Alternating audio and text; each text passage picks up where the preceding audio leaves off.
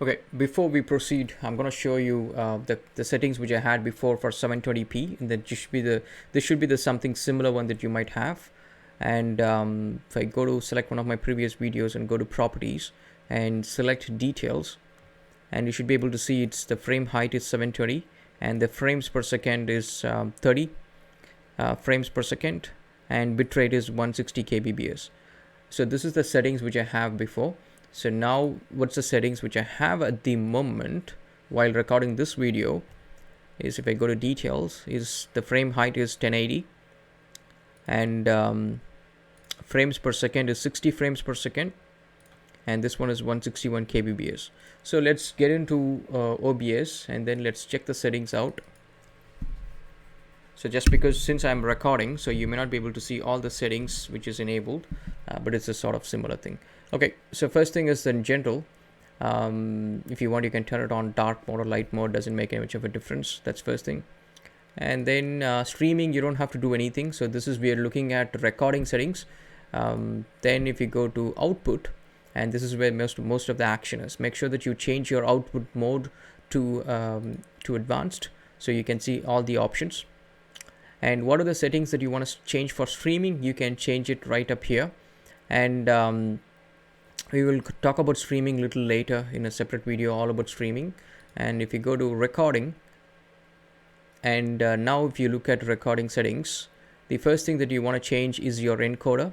You should just set it to NVIDIA NVINS H.264 new. So that's the one you should set it to.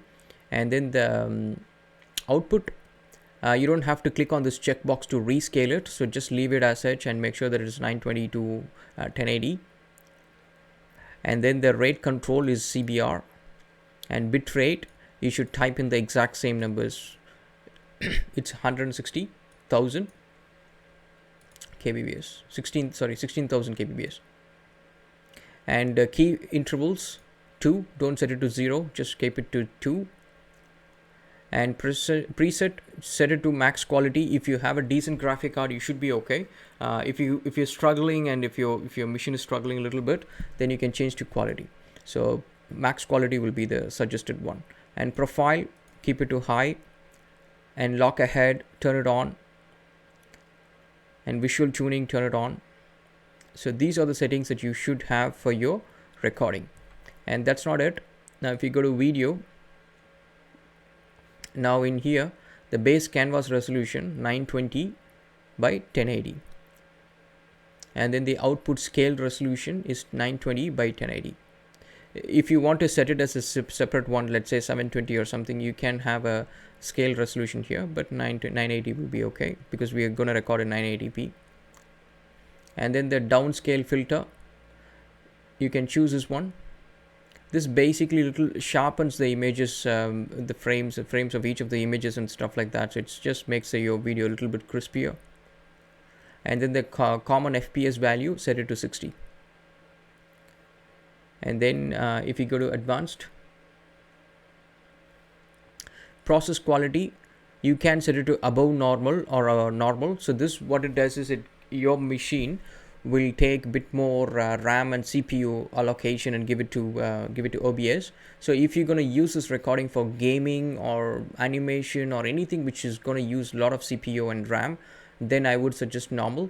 But if it's just going to be for regular tutorials or some sort of a normal video recording videos, then you can go for above normal or high. You can try those ones and see how it works out, and then you can switch it over. And render should be Direct 3D 11 or anything whichever latest in Direct 3D. And color format is NV12.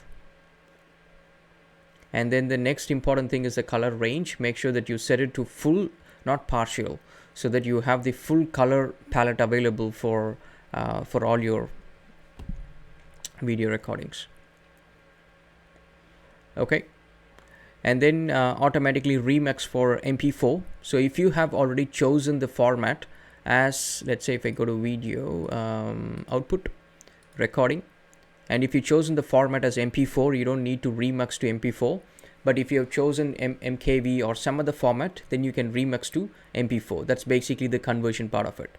But MP4, make sure that you do some thorough testing, because MP4 has got some native issues where if the file is not actually closed, or if there was some error or something, then you may not be able to recover the recording that you have done. But there is also an option where you can actually save this as an MKV, and then in the advanced settings you can remux to MP4. So in that case, what it does is, you can check my previous video as well, it saves a copy of the file as MKV and then creates another file with the same content. It's not going to change anything in MP4. So it just creates two files whenever you record something. So just choice is yours. If MP4 is not working and if it's creating some issues, just use that. Just check the previous videos on how to set the settings and stuff. And that's about it, guys. And you can now record in 1080p. And yeah, that's pretty much it. And we'll catch up again in another video. Thank you so much, guys, and cheers.